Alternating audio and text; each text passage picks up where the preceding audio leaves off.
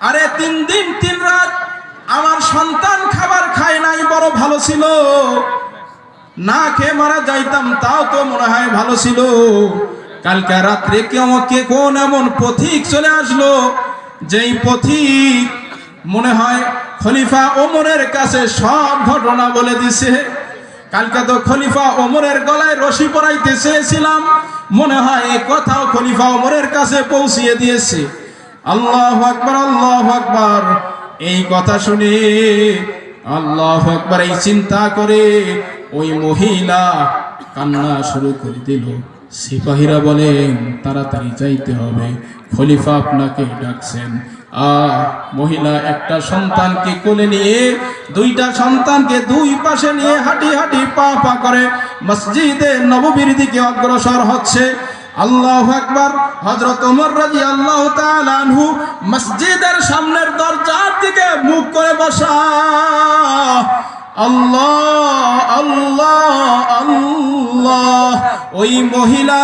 ওই মহিলা যখন 3 সন্তানকে নিয়ে মসজিদে নববীর দরজার সামনে উপস্থিত হয়ে গেল, হযরত ওমর রাদিয়াল্লাহু তাআলা আনহু বললেন, ভাইরা ওই মহিলাকে ভিতরে ঢোকার রাস্তা করে দাও, রাস্তা করে দাও। ওই মহিলা ভিতর দিয়ে ঢুকতেছে আর দেখতেছে গত রাত্রে যেই মুসাফিরকে দেখছিলাম, ওই মুসাফির তো মিম্বারের কাছে বসা। ইনি মনে হয় উমর হবে। আরো ভয়ে ভীত হয়ে থরথর করে কাঁপতে কাঁপতে সামনের দিকে অগ্রসর হলো। এদিকে হযরত ওমর রাদিয়াল্লাহু তাআলা আনহু তার মাথার যে পাগড়ি ছিল, এই পাগড়িটা খুলে পাগড়ির এক মাথা তার গলায় বেঁধে আর এক মাথা হাতে ধরে আছে। আল্লাহ আল্লাহ আল্লাহ। সকলে এই হৃদয় বিদারক ঘটনা অবলোকন করতেছে। আল্লাহ আল্লাহ আল্লাহ।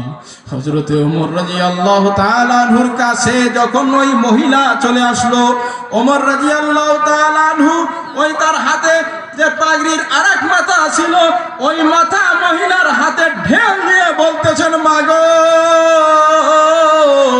ওগো মা, অপরাধ করেছি। শহীদের 3টা নাবালক সন্তানের খোঁজ খবর নিতে আমি পারি নাই। ও মা, আমার গলায় পাগড়ির এক মাথা বাঁধা, আর তোমার হাতে আর এক মাথা দিয়ে দিলাম গো মা। আমাকে মদিনার অলিতে গলিতে গরু ছাগলের মতো ঘুরিয়ে নিয়ে বেড়াও। আমি ওমরকে যা শাস্তি দেওয়া